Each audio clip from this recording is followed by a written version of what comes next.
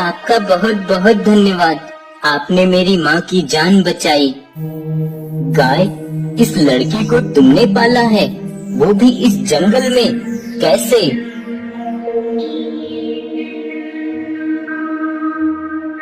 गाय, मुझे तुम पे गर्व है। तुम सच में गाय माता हो। अच्छा, अब मैं जाता हूँ, कभी मिलने आऊंगा फिर। माँ, मैंने कितनी बार कहा है कि अब मैं बड़ा हो गया हूँ, अब मैं भी आपका ख्याल रख सकता हूँ। अगर आज वो शिकारी ना होता तो वो दुष्ट शेर और लोमड़ी आपको मार देते। माँ, फिर मेरा क्या होता?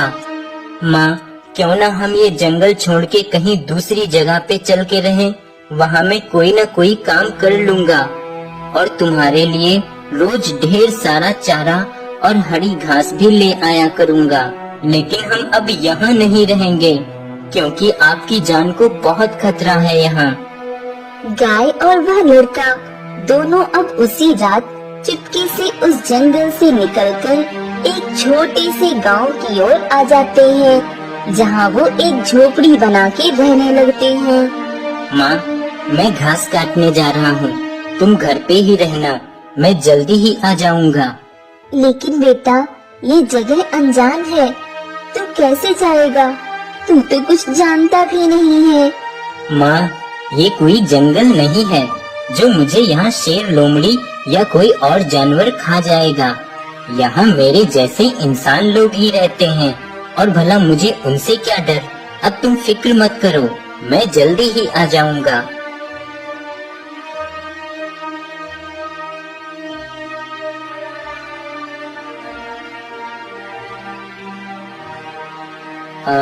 कहाँ जाऊं हरी घास काटने, जहाँ फल भी लगे हों पेड़ों पर। यहाँ तो कहीं दिख नहीं रहे फलदार पेड़ या हरी हरी घास। लगता है मुझे जंगल की ओर ही जाना पड़ेगा, वहीं मुझे हरी घास और ताजे फल मिल सकते हैं। लेकिन वहाँ अगर कोई जानवर हुआ तो? नहीं नहीं, मैं किसी से नहीं डरता, मैं जाऊंगा।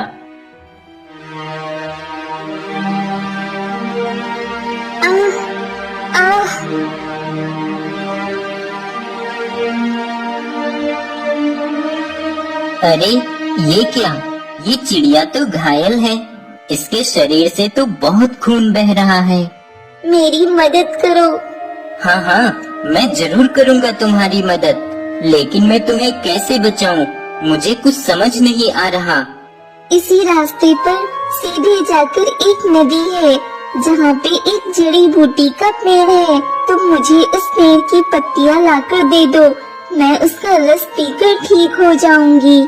ठीक है, मैं अभी जाकर उस पेड़ से वो पत्तियाँ लेकर आता हूँ।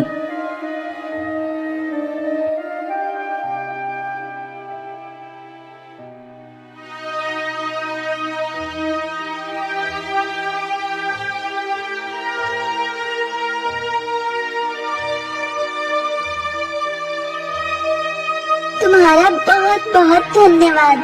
आज अगर तुम न होते तो मेरा बच पाना नामुमकिन था। लेकिन तुम्हें इतना घाव कैसे हुआ था? मैं आसमान में उड़ती हुई जा रही थी, तभी पीछे से एक चील आ गई और वो मुझे मारकर खाना चाह रही थी। उसने ही मुझे घायल कर दिया और तभी एक दूसरी चील भी वहाँ पर आ गई और उन दोनों में लड़ाई होने लगी। तभी मैं चील के पंजों से छूटकर यहाँ नीचे गिर गई और वो दोनों चील लड़ते लड़ते उड़कर कहीं और चले गए। लेकिन तुमने नहीं बताया कि तुम इस जंगल में क्या कर रहे हो और तुम्हारा क्या नाम है? तुम कहाँ रहते हो? मैं यही कुछ दूर पे एक गांव के किनारे रहता हूँ और मैं यहाँ हरी घास काटने और कुछ ताजे फल तोड़ने आया हूँ, लेकिन मेरा नाम नहीं है कोई भी। क्या तुम्हारा कोई नाम ही नहीं है? तो फिर मैं रखती हूँ तुम्हारा नाम बहादुर। हाँ, बहादुर है तुम्हारा नाम। आज से मैं तुम्हें बहादुर ही कहूँगी। वह दोनों कुछ देर बातें करते और फिर बहादुर हरी घास और फल तोड़कर अपने घर चला जाता है। गांव में राजा का छोटा भाई अपने साथ 2 सैनिकों को लेकर आता है और वहाँ वो गांव के सभी लोगों से कर वसूली करता है। ये लड़का कौन है? इसे पहले कभी नहीं देखा इस गांव में। छोटे महाराज, ये लड़का यहाँ नया आया है, कुछ दिनों पहले ही। अच्छा, तो फिर इसको भी यहाँ का नियम पता होना चाहिए। ऐ लड़के, मैं इस राज्य के राजा का छोटा भाई हूँ और राज्य के सभी लोग मुझे कर देते हैं, इसीलिए तुम्हें भी सभी की तरह मुझे कर देना होगा। महाराज, मेरे पास तो कर देने को कुछ भी नहीं है, मैं आपको कर कैसे दे सकता हूँ? क्या तुम मुझे कर देने से इनकार कर रहे हो? तुम्हारी इतनी हिम्मत? सैनिकों, छोटे महाराज, ये यहाँ नया आया है, इसीलिए इसे कुछ मालूम नहीं है। आप इसे माफ कर दें, हम इसे समझा देंगे। तो फिर ठीक है, समझा देना इसे अच्छे से। मैं अगले हफ्ते फिर आऊंगा और तब मुझे इससे कर चाहिए ही चाहिए, समझे? जी जी छोटे महाराज।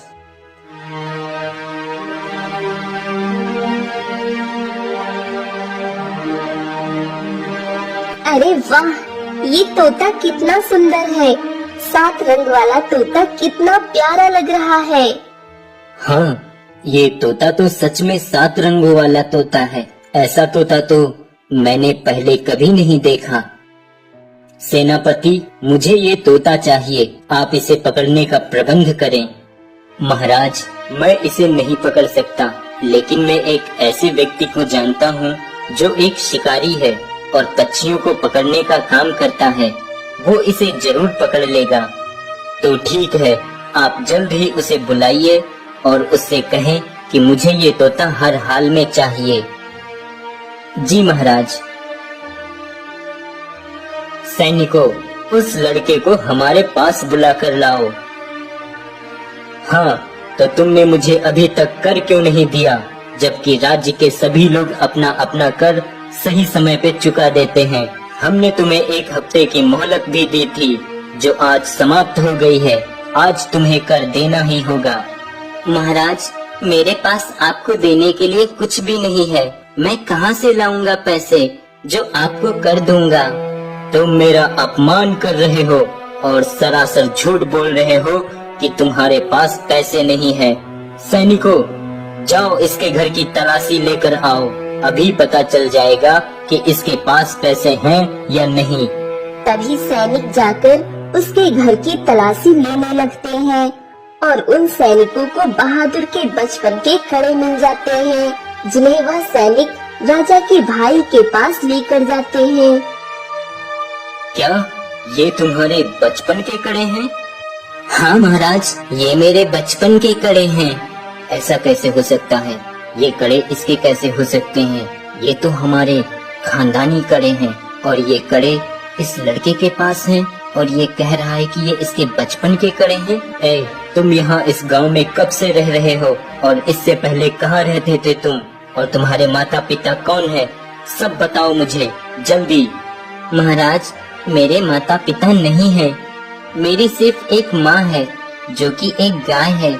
उसी ने मुझे पाला है और मैं एक घने जंगल के एक पुराने से खंडहर में अपनी माँ गाय के साथ रहता था और अभी कुछ दिनों से यहाँ इस गांव में रह रहा हूँ। क्या तुम एक गाय के साथ रहते हो और वो तुम्हारी माँ है और उसने ही जंगल में रहकर तुम्हें पाला है? क्या तुम सच कह रहे हो? हाँ महाराज, मैं सच कह रहा हूँ।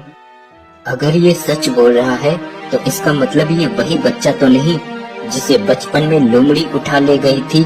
अगर ये वही बच्चा है तो इससे पहले कि ये बात किसी को भी पता चले, इस लड़के का कुछ करना होगा। देखो, तुमने मुझे कर भी नहीं दिया है और ये इतने कीमती कड़े भी तुम्हारे पास मिले हैं। अगर ये बात राजा साहब को पता चल गई तो तुम्हें इसकी सजा भी मिल सकती है, लेकिन मुझे लगता है कि तुम ईमानदार हो, इसलिए तुम्हें मेरी बात माननी होगी और तुम्हें मेरे महल में नौकरी करनी होगी, जिससे तुम्हारा कर भी माफ हो सके और ये कड़े वाली बात भी किसी को ना पता चले। महाराज, मैं आपके साथ महल चलने को तैयार हूँ, पर मैंने कोई चोरी नहीं की है और ये कड़े मेरे ही हैं। अब तुम चुपचाप मेरे साथ महल चलो और इन कड़ों के बारे में तुम किसी से कोई भी बात नहीं करोगे, समझे? बहादुर अब राजा के भाई के साथ उसके महल चला जाता है। आज से तुम्हें यही पौधों में पानी डालना है और इन पेड़ पौधों की देखभाल करना है, और यहाँ से आगे महल के अंदर जाने की हिम्मत भी मत करना, नहीं तो उसका अंजाम बुरा होगा, समझे? जी महाराज, जैसा आप कहें।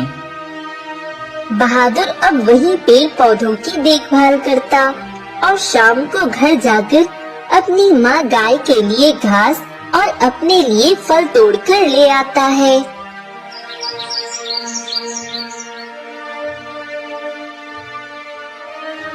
अब मुझे इस लड़के का बंदोबस्त करना होगा, वरना ये लड़का मेरे गले की हड्डी बन जाएगा। एक दिन राजा इधर उधर टहल रहे होते हैं कि तभी राजा की नजर बहादुर पर पड़ती है। कौन हो तुम? पहले तो कभी नहीं देखा तुम्हें यहाँ। महाराज, मैं यहाँ नया आया हूँ। अच्छा, ठीक है।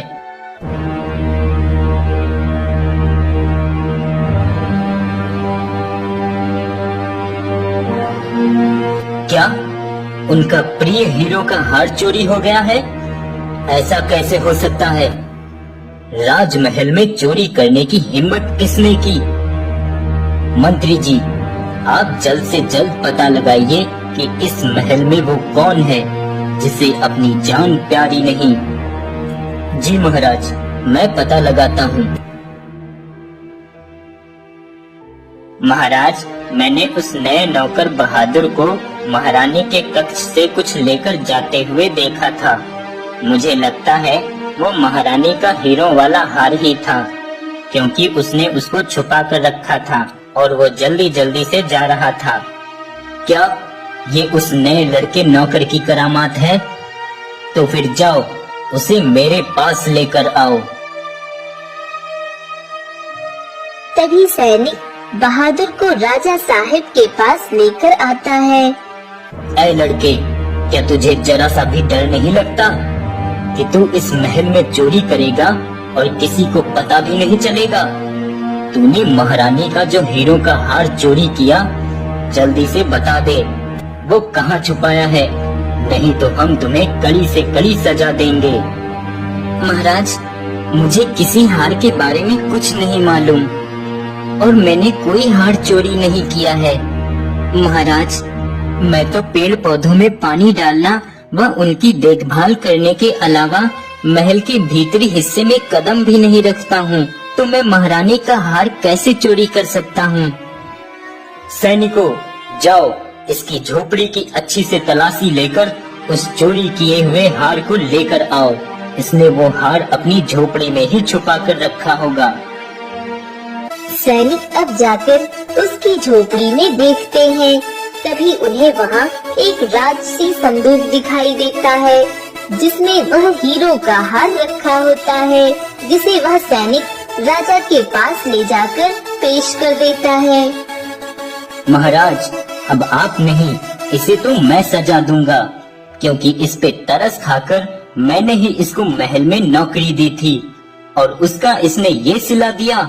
अगर आज इसको माफ कर दिया गया या कोई छोटी सजा दी गई, तो कल किसी और की भी हिम्मत होगी इस महल में चोरी करने की। ऐसा दोबारा ना हो, इसलिए मैं इसे फांसी की सजा सुनाता हूँ, क्योंकि इसने महारानी के गहनों की चोरी की, इसलिए इसकी सजा भी बड़ी होनी चाहिए। इसलिए ये मेरा आदेश है कि इसे आज ही फांसी की सजा दी जाए। नहीं महाराज, मैंने कोई चोरी नहीं की है, ये सब झूठ है। चुप हो जाओ तुम और बताओ, तुम्हारी कोई आखिरी इच्छा हो तो वह अवश्य पूरी करेंगे, बस सजा माफी को छोड़कर। महाराज, मुझे एक पेड़ से बहुत लगाव है और मैं रोज कुछ क्षण उसकी छांव में बिताता हूँ, इसलिए मेरी आखिरी इच्छा है कि मैं मरने से पहले कुछ क्षण उसी पेड़ के नीचे बैठकर बिताऊं और फिर उसके बाद आप जो भी सजा दें मुझे मंजूर होगी। बहादुर अब उसी नदी के पास वाले पेड़ के नीचे जाकर बैठ जाता है और वही कुछ देर बैठा रहता है, जिसके बाद उसे फांसी की सजा दे दी जाती है और उसके शरीर को नदी में बहा दिया जाता है। आज मेरा बेटा घर नहीं आया अभी तक, पता नहीं कहाँ रह गया है।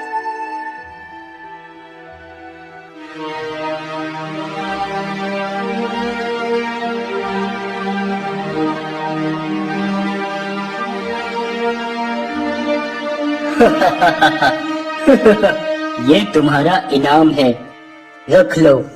आज मैं बहुत खुश हूँ। मेरे रास्ते का कांटा जो निकल गया है। उस लड़के ने अचानक आकर मेरी नींद ही हराम कर दी थी। अच्छा हुआ मैंने उसको रास्ते से हटा दिया, वरना कहीं अगर मेरे बड़े भाई को पता चल जाता कि ये लड़का उनका ही बेटा है जिसे बचपन में लोमड़ी उठा ले गई थी, तो ये सारा राजपाट उसी जंगली लड़के का हो जाता और मैं खाली हाथ तमाशा देखता रह जाता। इसीलिए मैंने ये सारा जाल बिछाया ताकि उस लड़के को इस महल में लाकर उसको किसी बड़े इल्जाम में फंसाकर उसको खत्म करवा सकूं। और देखो मैंने उसको फांसी की सजा दे ही दी। क्या उस लड़के को फांसी की सजा हो गई? ये क्या? ये तो बहुत ही गलत हुआ है। अब बेचारी उस गाय का क्या होगा? बेचारा नादान लड़का बेवजह ही मारा गया। शिकारी अब जाकर राजा साहिब को वह सतरंगा तोता दे देता है। तुमने हमारा दिल जीत लिया है शिकारी।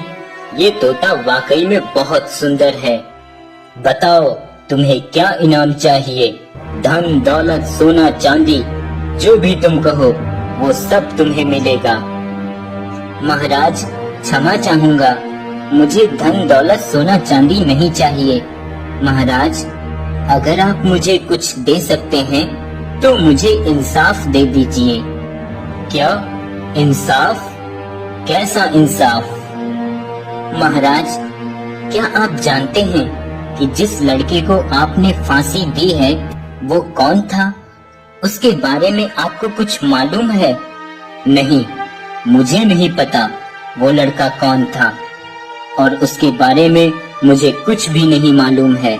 उसने महारानी का हार चुराया था, जिसके बदले में मेरे छोटे भाई ने उसे फांसी की सजा सुनाई ताकि दोबारा कोई ऐसी हरकत ना करे इस महल में। लेकिन तुम ये सब क्यों पूछ रहे हो? महाराज जिसे आपके दरबार में फांसी दे दी गई वो लड़का चोर नहीं, वह आपका ही पुत्र था जिसे बचपन में एक लोमड़ी उठा ले गई थी और उस बच्चे को उस लोमड़ी से बचा के एक गाय ने उसे पाल पोस कर बड़ा किया था। और कुछ दिनों पहले ही वह दोनों जंगल छोड़कर पास के एक गांव में रहने आए थे, जिसे आपके ही भाई छोटे महाराज ने पहचान लिया और अपने रास्ते से हटाने के लिए एक सैनिक को रुपयों का लालच देकर उसके साथ मिलकर उस लड़के के खिलाफ साजिश रच के उसको फांसी की सजा दे दी ताकि इस राज्य के अगले राजा आपके भाई बन सकें। महाराज मैं चाहता हूँ आप मेरे साथ चलकर उस गाय से जरूर मिले जिसने उस लड़के को पाला था। राजा तुरंत उस शिकारी के साथ बहादुर के घर पर पहुंच जाता है और तभी वह गाय राजा को सारी बात बताती है। गाय की बात सुनकर राजा के पैरों तले जमीन खिसक जाती है और वह बहुत दुखी हो जाता है। क्या ये क्या अनर्थ हो गया? मेरे ही दरबार में मेरे ही बेटे को फांसी की सजा हो गई और मैं देखता रहा, अपने बेटे को पहचान भी न सका और मेरे ही भाई ने मेरे बेटे की जान ले ली। अब मैं बलवीर को उसके गुनाहों की सजा देकर ही रहूंगा। तभी वहाँ बहादुर आ जाता है और उसे देखकर सब आश्चर्यचकित रह जाते हैं। अरे ये क्या? तुम्हें तो फांसी दे दी गई थी, तो तुम बच कैसे गए? ऐसा कैसे हो सकता है? ये कैसे हो गया? तुम्हें तो फांसी दे दी गई थी, तो फिर तुम्हारी जान कैसे बच गई? महाराज, मैंने कोई चोरी नहीं की थी, इसीलिए मुझे खुद को बेगुनाह साबित करना था। इसीलिए मैंने अपनी आखिरी इच्छा में जिस पेड़ के नीचे बैठने की मांग की थी, उसी पेड़ की जड़ी बूटी मैंने अपने फांसी होने से पहले ही खा ली थी, जिसकी शक्तियों की वजह से मैं बच गया और मैं वापस आ गया हूँ। बहादुर की बात सुनकर राजा बहुत खुश हो जाता है और उसे बताता है कि वो उसका पिता है और वह उसका पुत्र है। राजा अब सभी को लेकर महल चला जाता है। मंत्री जी, जल्दी से मेरे भाई बलवीर सिंह को बुलाया जाए और उस सैनिक को भी बुलाया जाए जिसने बलवीर के साथ मिलकर ये गुनाह किया है। मंत्री बलवीर सिंह और उस सैनिक को दरबार में बुलवा लेता है, जहां बलवीर सिंह बहादुर को देखकर हैरान रह जाता है और अपने भाई को क्रोधित देखकर अपना सारा गुनाह मान लेता है और बहादुर के बचपन के कड़े भी राजा को मिल जाते हैं।